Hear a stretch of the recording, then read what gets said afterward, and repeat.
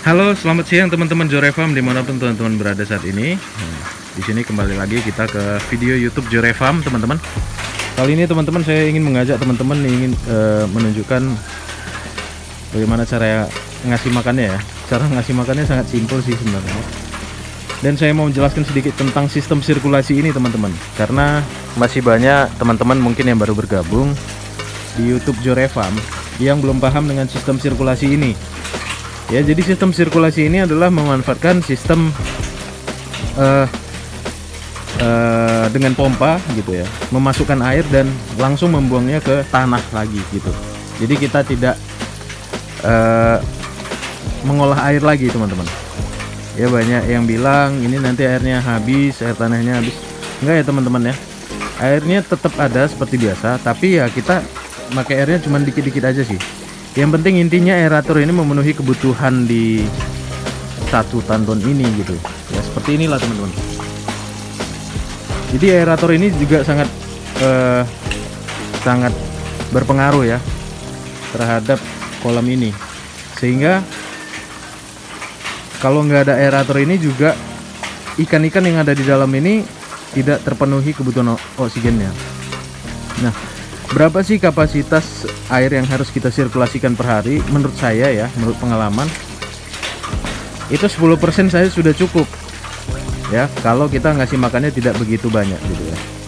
Nah, ini kita tidak ada filter dan itu memudahkan kita untuk sebenarnya untuk memelihara ikan ini.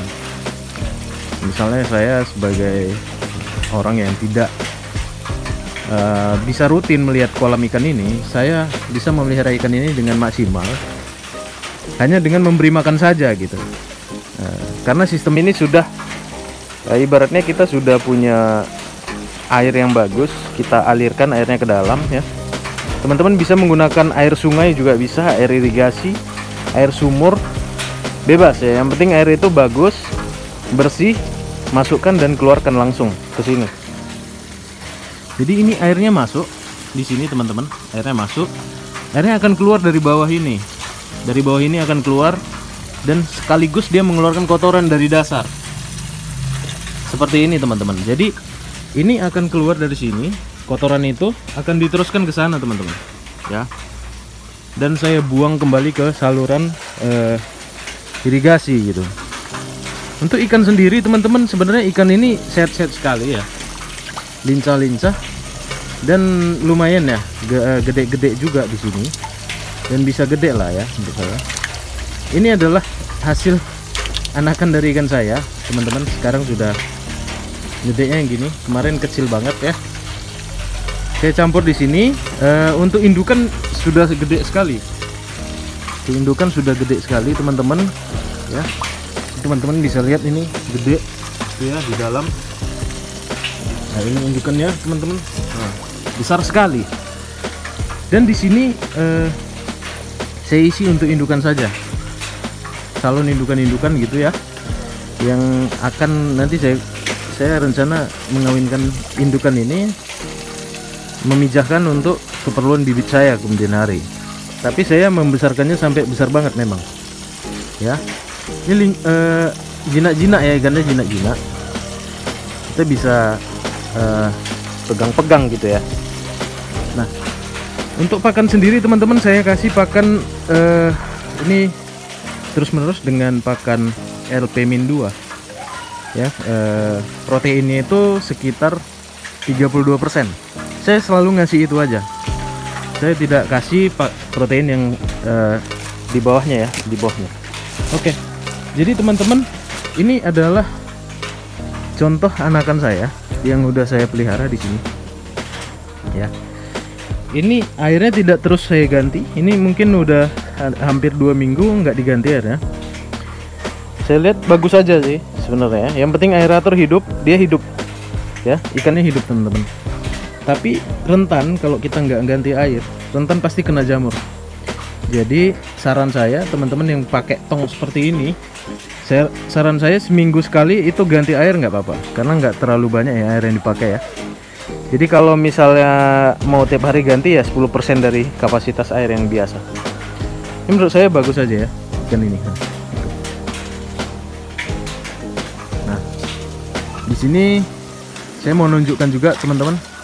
Jadi saya panen buat kebutuhan pribadi ya. Ini ada beberapa ekor aja untuk konsumsi di rumah. Nggak usah gede-gede ya, 5 kilo gitu-gitu teman-teman. Itulah enaknya kalau kita punya ternak sendiri ya. Kita mau konsumsi ada.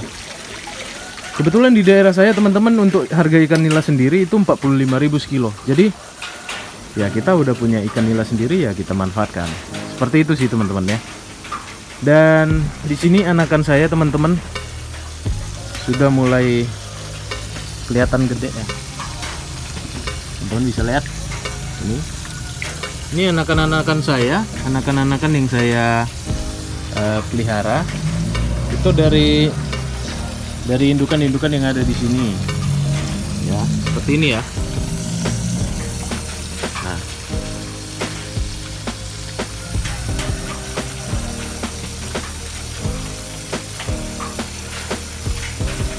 lumayan banyak teman-teman anakan saya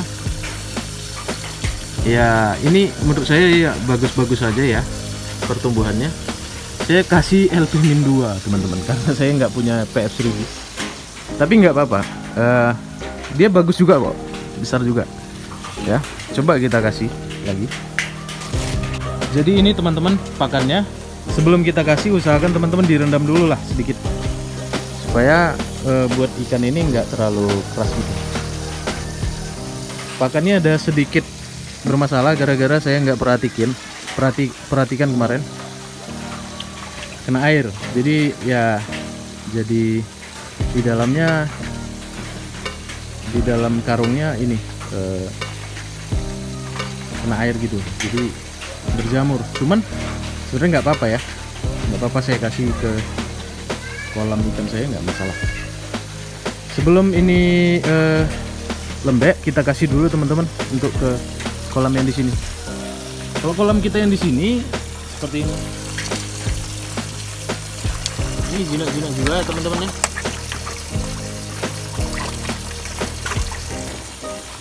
Ini untuk saya konsumsi.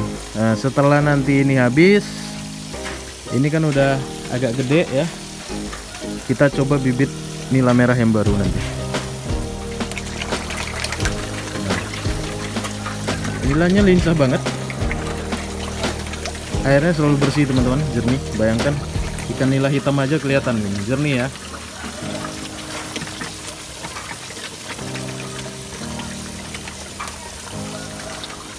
Bagi teman-teman yang nggak punya lahan luas, saya kira 1x1 cukup teman-teman. Contohnya ini satu tandon ini teman-teman bisa memelihara di sini sekitar 25 sampai 50 kilo ikan gitu ya kapasitasnya. Jadi bibitnya itu mungkin sekitar 200 ekor sampai 250 ekor lah ya teman-teman. Dengan sistem sirkulasi menurut saya bisa ya.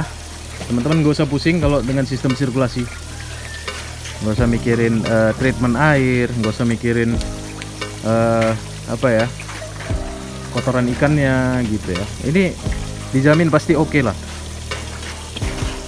karena saya nggak ada treatment air di sini. Saya hanya mensirkulasikan air ya. Mungkin nanti ke depan air buangan ini saya gunakan untuk pertanian mungkin ya. Mungkin saya bisa bertani ataupun yang lain ya teman-teman. Jadi dua keuntungan nanti.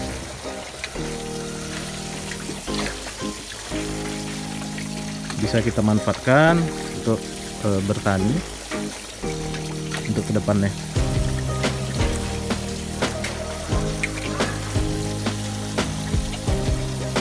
Oke, karena ini udah agak lembek, ini kita kasih dulu ke ikan yang kecil. Teman-teman lihat, nah, sangat lahap ya teman-teman ikannya, sangat lahap untuk anakannya. Nah, teman-teman pernah lihat anakannya makan, dia nggak pernah makan PF1000 ya. Ini langsung LP-Min 2 teman-teman, karena adanya itu. Jadi saya paksain aja. Ini nggak apa-apa ya, tetap masih bagus kok. Nah, Jadi nggak usah terlalu kaku untuk apa ini melihara ikannya. Saya rasa bisa aja seperti ini. Sampai memang nanti dia udah lumayan gede, baru nanti kita ganti lagi. Kalau kita mau mengejar bobotnya, usahakan protein yang tinggi memang. Ya minimal memang LP-2 lah, atau LP-1 untuk menunjang ikan ini. Ya. Kalau di sini ini masih kelaparan juga ini. Ya. Kapasitasnya paling sekarang ini tinggal 50 ke 70 ekor paling. Kita maksimalkan aja. Nanti kita panen kalau udah agak gede dikit. Ini sisa-sisa yang sebelumnya. Jadi saya gabungin ke sini.